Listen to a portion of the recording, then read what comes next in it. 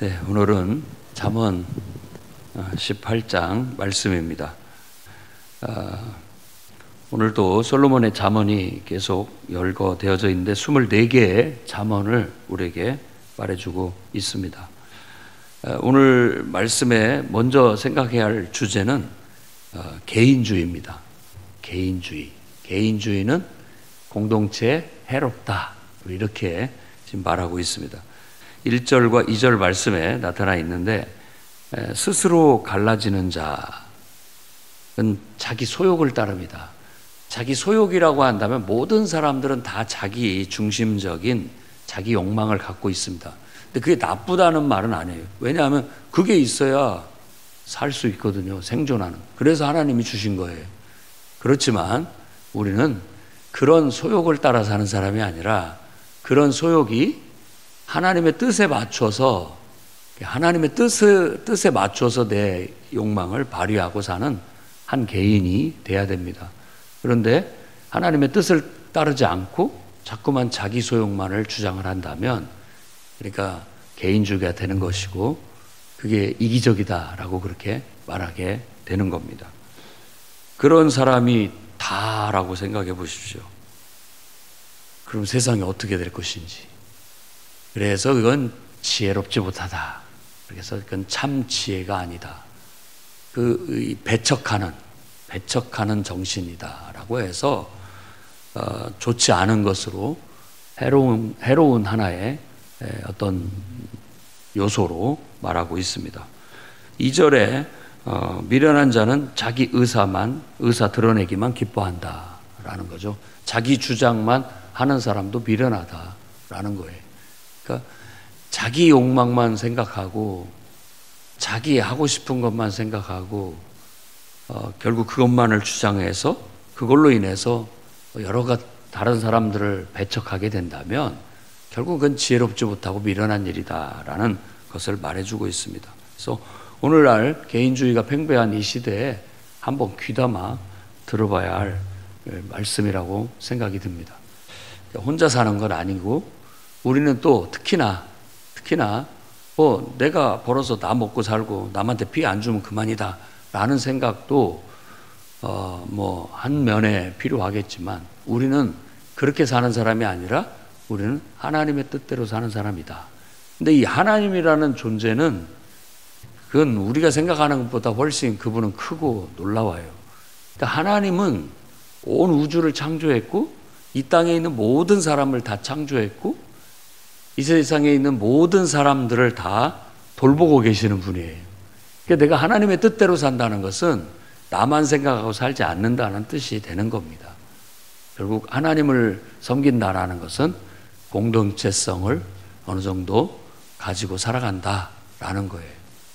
그래서 지나친 이기주의와 개인주의에 빠져 하나님의 뜻도 무시하고 사는 그런 어리석음에 빠지지 않기를 주의 이름으로 축원합니다.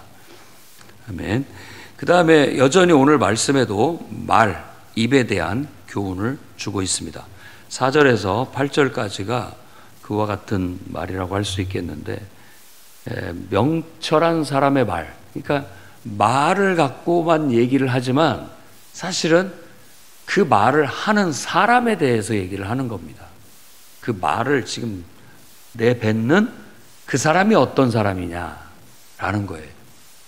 그 사람의 됨됨이가 바른 사람이라면 그 말은 훌륭한 말이고, 그 다음에 그 사람의 됨됨이가 지혜롭지 못한 사람이라면 그 말은 그냥 별 볼 일 없는 말이다. 이런 식으로 얘기를 하는 거예요. 그래서 우리가 하나님을 통해서 더 지혜로워져야 되고 명철해져야 된다.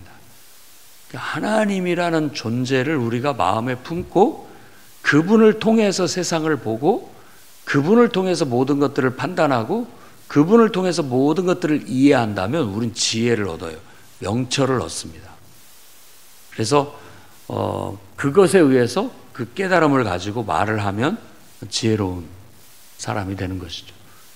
그러니까 하나님과 무관하게 말하고 행동하는 것이 성경에서는 죄라고 합니다. 그 세상에서는 전혀 그러지 않겠지만 다 인간은 원래 그래라고 모든 원인을 다 자연으로 돌려요. 원래 그래. 그냥 몰라. 원래부터 그래. 라는 걸로 그냥 얘기하지만 우리는 모든 것이 하나님께로부터 나왔다라고 말합니다. 모든 것이 하나님에 의해서 그렇게 되어진다라고 그렇게 말을 하는 겁니다. 그래서 하나님이 이렇게 우리에게 생각을 넣어주신 것, 하나님이 우리에게 어떤 욕망을 넣어주시는 것, 그걸 가지고 하나님의 뜻대로 이렇게 풀어내면 그 말이 깊은 물 같고 흐르는 내와 같아요. 그만큼 그 모든 것들이 참 힘이 있고 영향력 있고 유용하다라는 거예요. 우리 언어 생활이 그렇게 될 수 있도록 힘써야 되겠습니다. 근데 우리가 말을 우리 됨됨이가 바르지 못하면 말을 잘못 쓰게 되는데 그 사례로 5절 악인을 두둔하는 일에 써요. 말로. 그리고 의인을 억울하게 하는데 말을 써요. 그건 선하지 못하다. 창조주 하나님의 원래 우리에게 말을 할 수 있는 기능을 주신 그 목적에, 그 선한 목적에 맞지 않다. 그러니까 말을 내가 잘못 쓰고 있다. 그러니까 지금 죄로 가고 있다라고 말하는 겁니다. 그리고 우리가 말을 잘못 쓰게 되는 것 중에 하나는 늘 다툼을 일으키는 거예요. 다툼을 일으키는 거. 그러니까 이런 것들이 썩 좋은 거 아닙니다. 근데 우리가 그런 것들을 이성으로도 알 수 있는 바이고 또 하나님께서도 하나님은 나만 창조한 게 아니에요. 내가 저 철천지 원수같이 생각하는 저 원수도 창조하셨다는 거예요. 하나님은 나만 돌보시는 게 아닙니다. 우리 마음은 정말 당장에 하나님이 데려가시거나 어떻게 했으면 벌을 내리시면 좋겠는데도 불구하고 하나님은 그 영혼을 그래도 사랑하고 돌보고 계신다는 거예요. 그러니까 우리의 이 이기적인 개인주의에 팍 빠진 우리들의 본성을 좀 벗어나게 만들어주는 그런 효과가 하나님을 믿는 신앙에 있는 거예요. 하나님 믿는 사람은 지나치게 이기적이거나 개인적이지 않고 또 불필요하게 다툼을 많이 하지 않습니다. 늘 어디를 가든 다툼의 원인이 되고 그 사람만 가면 항상 그곳에는 분란이 일어나고 갈라지고 분열되고 싸우고 이런 건 창조주 하나님의 선하신 뜻에 맞지 않다고 볼 수 있겠습니다. 그런 사람에게는 매만 있다. 매를 자청하는 것이다 라고 말하죠. 그리고 미련한 입은 그 결과가 멸망이고 영혼의 그물이 된다 해서 영혼을 망칩니다. 영혼을 망쳐요. 다시 얘기지만 우리가 영혼을 망친다라고 말하는 것은 영혼이 죽었다, 망쳤다라고 하는 것은 자꾸 하나님을 예배하러 가지 못하게 만들고 하나님을 예배할 마음이 안 생기고 기도할 마음도 안 생기고 자꾸만 이기적이고 개인주의적이고 자기 소욕대로 흘러가게 만드는 그런 상태로 만드는 걸 영혼을 사냥한다. 영혼을 그물에 걸리게 한다. 영혼을 죽게 한다. 영혼을 망치게 한다. 라는 것이에요. 우리가 영혼을 구원하자고 교회를 세웠고 또 교회 사역도 영혼을 구원하기 위해서 하는 건데 예수님께서도 한탄하는 것이 너희가 배나 더 지옥 자식을 만든다라고 말하는 건 너무 부끄럽고 가슴 아픈 얘기입니다. 그러지 말아야 되는데도 불구하고 그런 일이 없어야 하는데도 불구하고 영혼을 구원하고 영혼을 하나님께로 인도하고 하나님을 예배하게 하고 은혜 받게 하고 정말 그 영혼이 하나님 앞에 변화되게 하는데 힘써야 될 교회가 어느 순간 보면은 너무 이기적이고 개인주의에 빠져서 영혼을 망치는 경우들도 있습니다. 그런 일은 없어야 되겠다고 주님께서도 이렇게 사람을 실족하는 일은 없어야 되겠다라고 말씀하고 있죠. 비결은 그 마태복음 18장에서 얘기하는 것처럼 모두가 다 어린 아이처럼 하나님을 의지하고 그분을 섬기면 가능합니다. 사람으로는 안 되지만 하나님으로 하면 됩니다. 다 항상 보면은 사람을 내세워요. 자기를 내세우고 그리고 실족들을 하는 겁니다. 그렇기 때문에 우리가 깊이 한번 돌아봐야 되겠고, 한 영혼을 멸망으로, 한 영혼을 정말 예배드리지 못하고 기도하지 못하는 실족한 마음으로 만드는 일은 우리가 가능한 한 없어야 되겠고, 오히려 그런 영혼들을 하나님께로 이끌고 하나님을 예배할 수 있게 하고 하나님의 은혜 받게 하고 변화되게 만드는 것이 우리가 해야 할 일인 거예요. 여러분 한번 곰곰이 생각해 보십시오. 내 자존심 때문에 혹은 나 자신의 체면 유지를 위해서 혹은 내가 욕먹는 것이 싫어서 그런 걸로 인해서 우리가 함부로 말하다 보면 결국 누군가를 영혼을 그물에 매이게 만들고 그 영혼을 실족시키거나 멸망시킬 수도 있다는 걸 기억해야 됩니다. 잠언서는 일반적인 우리의 인간관계를 얘기하는 듯 하지만 알고 보면 하나님을 섬기는 신앙 공동체의 어떤 위험한 요소들, 해로운 요소들을 지적해 줌으로써 그런 것들을 도가니가 은을 용광로에서 금을 재련하듯 하나님은 우리 인간의 이런 위험한 요소들, 해로운 요소들을 이렇게 불순물들을 제거하듯 제거해내시는 거예요. 이 잠언서가 목적하는 바도 바로 그런 겁니다. 더 확장을 하면 성경 말씀이 우리에게 목적하는 바도 그런 것이죠. 우리를 하나님께로 이끌고 우리로 은혜 받게 만들고 우리 안에 있는 방해 요소들, 해로운 요소들을 걸러내려고 하는 그게 말씀입니다. 그래서 에베소서의 말씀에 우리를 말씀으로 깨끗게 하셨다라고 그렇게 얘기하죠.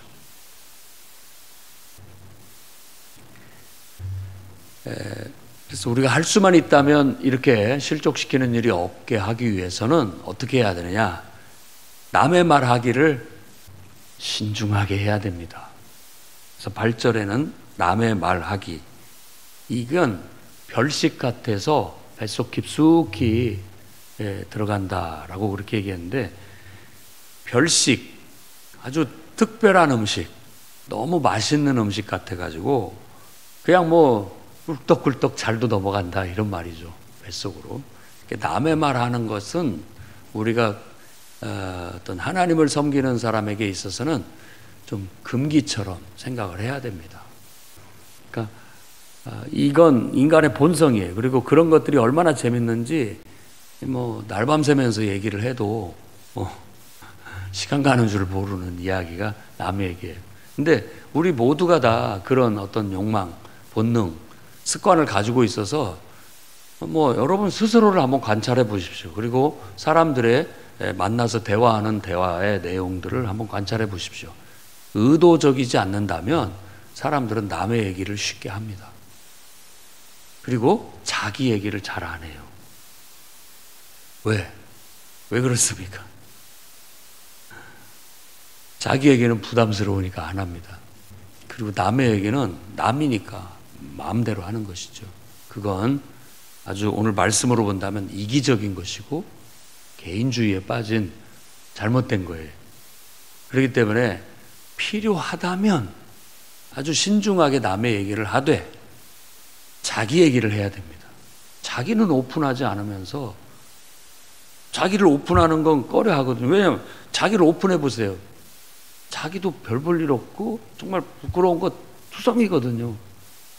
그런데 남에 대해서 얘기를 하는 것 중에 대부분은 누가 잘했더라라는 것들보다는 누가 이렇더래 저랬더래 하면서 남의 부끄러운 점, 허물, 그런 것들을 드러내기 일쑤거든요. 근데 그것이 서로 궁짝이 맞으면 재밌어요. 그리고 그게 그냥 서로 그 순간에는 두 사람이 완전히 친한 친구가 되는 거죠. 남의 얘기하면서 마치 비밀이라도 서로 나누는 것처럼 비밀을 나눈 사이처럼 됩니다.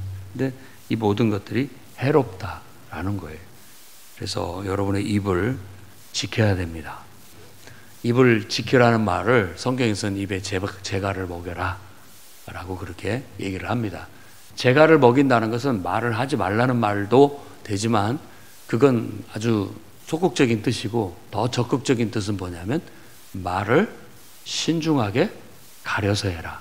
제어해라는 말이에요. 제어. 할 말이 있고 하지 말아야 할 말이 있다. 그래서 할 말은 당연히 해야 된다.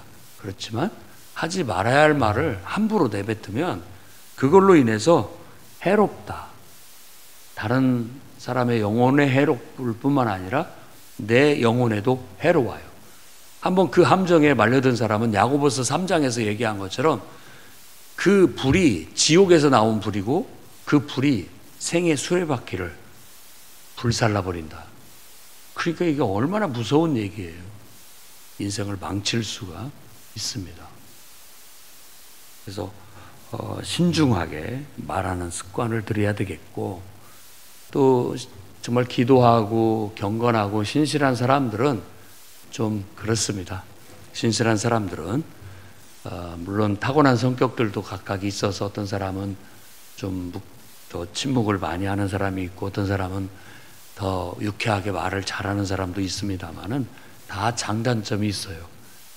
말을 너무 안 하는 사람은 자기 표현을 하려고 더 힘써야 되겠고 말이 너무 많은 사람들은 할 수만 있거든 좀 다른 사람들이 말할 수 있게 유쾌함은 유지하되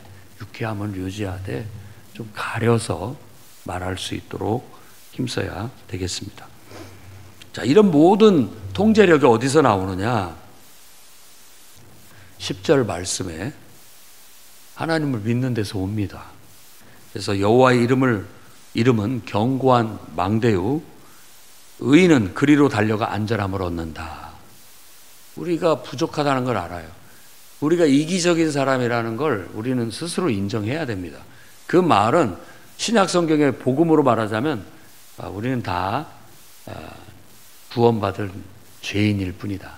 죄인이라는 죄의 속성을 가지고 있는 존재라는 거 인정해야 됩니다. 자기가 특별하고 의인이고 만일 신인 것처럼 착각하는 건 이단 교주들이나 그렇게 하는 거예요. 우리는 모두가 다 불완전하고 말에 실수가 많은 사람이에요. 그리고 이기적이고 개인주의에 빠져 있는 그런 욕망을 가지고 있는 존재라는 걸 알고 우리가 다른 것은 다른 게 아니에요. 하나님을 믿는다는 거. 그래서 하나님을 나의 망대로 삼고 망대가 뭡니까? 망대는 자신을 보호하면서 여러 개 관측하는 곳이 망대거든요. 관측. 적이 오는가 이렇게 관측하는 곳이 망대인 것처럼 어떤 위험한 것들이 우리한테 달라들고 있지는 않은지 살피고 그런 망대로 삼아야 되고 우리의 신앙이 그리고 달려가서 피해야 할 피난처로 삼는 거예요. 왜? 하나님을 의지하지 않고는 완전하지가 못해요. 아까도 말씀드린 것처럼 마태복음에 주님이 말씀하신 것처럼 부자가 어떻게 구원받는 게 얼마나 어려운지 낙타가 바늘귀 들어가는 것처럼 어렵다고 했을 때 베드로도 그럼 누가 구원받겠습니까? 라고 했을 때 사람은 안 되지만 하나님은 하신다. 그랬거든요. 그러니까 우리가 우리 감정을 다스리지 못하고 우리의 이기심을 다스리지 못하고 우리의 의지로 안 됩니다. 그건 신앙으로 하나님 앞에 가서 우리가 하나님을 경외하고 예배 드릴 때 이런 이기적인 마음을 욕망을 우리가 다스릴 수가 있고 통제받을 수가 있어요. 그래서 우리를 의인이라고 하는 겁니다. 자, 그 다음에 좀 더 나아가서 이제 이 개인주의, 이기주의에서 벗어나는 것은 이제 관계성을 추구하는 거고 공동체성을 추구하는 건데 관계에 대한 교훈이 이 잠언서의 곳곳에 흩어져 나타나 있습니다. 3절 말씀 보면 악한 자와 함께 멸시도 따라오고 부끄러운 자와 함께 등욕도 따라온다. 관계적인 거죠. 그래서 내가 어떤 사람을 가까이 할 것인가, 어떤 사람과 함께 친밀한 관계를 유지할 것인가 한번 생각해 보십시오. 우리가 악을 행하는 사람을 가까이 하면 당연히 멸시도 함께 따라와요. 가까워지는 거예요. 그리고 부끄러운 일을 행하는 사람들을 내가 가까이 하면 당연히 함께 욕도 먹게 되는 것이죠. 함께 욕먹고 함께 멸시 당할 수 있다라는 거예요. 그 다음에 22절 말씀 보면 아내를 얻는 자는 복을 얻고 여호와께 은총을 받은 자다라고 해서 어제 말씀에서는 친구, 부모, 자녀 이런 가족들이 우리에게 하나님 붙여주신 사람들로서 그것 자체가 우리에게 인생에 있어서는 참 고마운 존재들이고 또 우리에게 영광을 가져다 주는 존재들이다라고 말했는데 오늘은 아내에 대한 가치를 얘기하고 있습니다. 결혼을 한다라는 거, 그건 누가 말하는 것처럼 이게 고생, 행복 끝 불행, 고생이나 불행으로 생각할지 모르겠지만 그건 인생 자체가 원래 고생스럽고 그런 것이지 꼭 그 결혼이라는 것 자체에 연결시킬 것은 아니라고 생각합니다. 근데 결혼해서 아내를 얻는 것은 복을 얻고 하나님의 은총을 받은 자다라는 거예요. 이런 면도 있다라는 걸 알아야 됩니다. 그래서 해본 사람들은 후회하는 사람들도 있고 또 정말 축복이라고 생각하는 사람도 있는데 결혼은 축복이라고 믿어야 됩니다. 하나님이 서로 돕고 살라고 또 그 관계를 통해서 많은 인생의 깨달음을 주는 거예요. 많은 인생의 깨달음을 줘요. 그리고 어떻게 보면 우리를 더 온전하게 할 수 있는 장치이기도 합니다. 그래서 이 구약의 고대에 보면은 결혼을 해야 어른이라고 했어요. 결혼을 하지 않으면 청년, 그러니까 아직 아이라고 표현을 했다고요. 결혼해야 비로소 인생을 알고 또 그 결혼 관계를 통해서 깨닫고 얻을 수 있는 것들이 많아요. 그래서 늘 긍정적인 면을 보고 나아가야 되는 것이지 혼자 산다고 해서 인생이 고통스럽지 않고 불행하지 않고 그러겠습니까? 죄 많은 세상인지라 그렇습니다. 물론 가족을 이루고 그 가족 구성원들을 돌보고 또 가정 경제를 이끌어 가면서 살아가는 것이 어려운 일일 수도 있겠습니다만은 오히려 그렇게 사는 것이 더 우리에게 그 어려움을 덜 수 있는 길도 되고 잘만 하면 더 행복하고 더 풍족한 삶을 살 수 있는 길이기도 해요. 그래서 성경은 결혼에 대해서 그건 축복이다 라고 말하고 있고 그건 하나님이 주신 은총이다 라고 말하고 있습니다. 그 다음에 24절 말씀에는 친구에 대한 얘기를 하고 있어요. 자, 친구도 양면성이 있는데 물론 나쁜 친구는 앞에서 말한 것처럼 우리에게 수치, 능욕, 멸시를 당하게 만들겠죠. 근데 너무 많은 친구가 더 많은 것은 해롭다라고 말합니다. 친구가 너무 많으면 해롭다. 근데 어떤 친구는 형제보다 더 친밀하다라고 해서 많은 친구들이 다 우리에게 유익한 건 아니지만 그 중에 정말 형제보다도 나은 의형제 같은 그런 친구가 있다. 그래서 또 친구도 어찌 보면 우리에게 그렇게 유익을 줄 수 있는 관계라고 말할 수 있죠. 그 다음에 관계적인 차원에서 하나를 더 살펴본다면 16절 말씀인데요. 선물. 앞에서는 다른 어떤 표현은 뇌물이라는 말로도 나옵니다. 근데 번역상의 어떤 문제예요. 뇌물이나 선물. 그러니까 어떤 누군가한테 이게 선물을 고마움을 표하든 감사를 표하든 마음을 표하는 어떤 선물을 주는 것 그 자체가 유익하다. 자기한테 유익하다. 그래서 길을 넓게 한다. 길을 넓게 한다는 건 상대방의 마음을 이렇게 열게 만들어준다라고 볼 수 있어요. 그리고 그런 사람은 존귀한 자 앞으로 인도되어진다. 존귀한 자. 그래서 이런 선물을 나쁘게 보면 뇌물이라고 해서 불이한데 뭐 잘못된 건데 어떤 그걸 막 굽게 하기 위해서 가져다 주는 것으로 쓸 때는 뇌물, 악하게 쓰는 선물이 되겠지만 평상시 늘 사람들의 베풀어준 은혜에 고마워하고 감사하는 마음을 하면 그런 고마워할 줄 알고 감사할 줄 아는 이런 인간관계는 존귀해요. 그래서 그 사람은 존귀한 자 앞에, 임금님 앞에 가게 되는 거예요. 그래서 이런 것들도 처세, 인간관계와 관련된 거라고 볼 수 있습니다. 그리고 또 살펴보기에 따라 정의라는 주제로 몇몇 구절들을 볼 수 있는데 13절, 17절, 18절 또 5절까지도 정의의 차원에서 볼 수 있어요. 5절에도 악인을 두둔하는 거, 이 정의롭지 못하죠. 의인을 억울하게 하는 거, 정의롭지 못하는 것이죠. 그리고 13절 사연을 듣기 전에 판단을 해버려요. 듣기도 전에 앞뒤를 분간을 하고 난 다음에 신중하게 말을 해야 되는데 그러지 못하는 것도 정의롭지 못한 거라고 볼 수 있겠고, 그 다음에 17절 말씀에 송사할 때 더욱더 그렇죠. 앞에 온 사람들이 말을 들어보면 그 사람 말이 그럴싸합니다. 근데 뒤에 온 사람이 다른 입장에서 얘기를 하면 앞에 있는 사람의 말이 문제가 있다라는 걸 그때서 알게 되는 거죠. 그래서 이 두 사람의 얘기는 다 들어보고 난 다음에 판단을 해야지 성급하게 내가 아마 앞에 사람한테 다 들었어 라고 하면서 그 사람 입장에서 판단을 해버리면 정의를 그르칠 수 있다라는 거예요.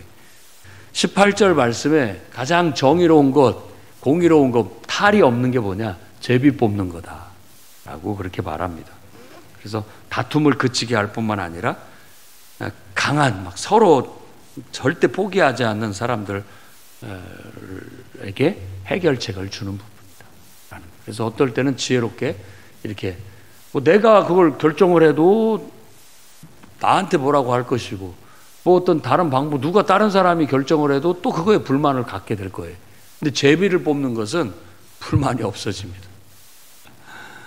그런 문제예요. 사람들이 아주 이기적입니다.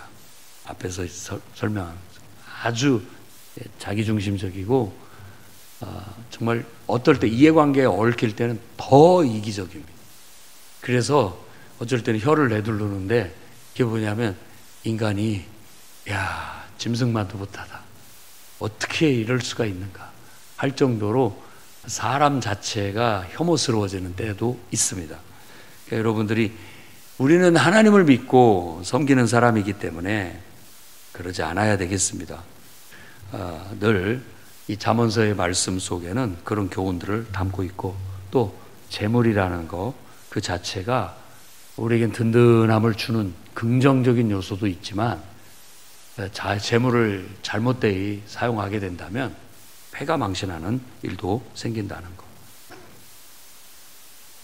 그래서 그런 어떤 말씀들을 깊이 생각하면서 늘 부지런하고 성실하게 또 바르고 온전하게 하나님 믿는 믿음 안에서 지혜롭고 정말 슬기롭게 살아감으로써 그나마 우리가 사는 인생이 하나님의 뜻대로 좀 더 끌어올려져서 더 존귀한 자가 되고 귀족처럼 누가 봐도 아름답고 멋있고 정말 보람되고 귀감이 되고 모범이 될 수 있는 그런 하나님의 백성들이 되시기를 주의 이름으로 축원합니다.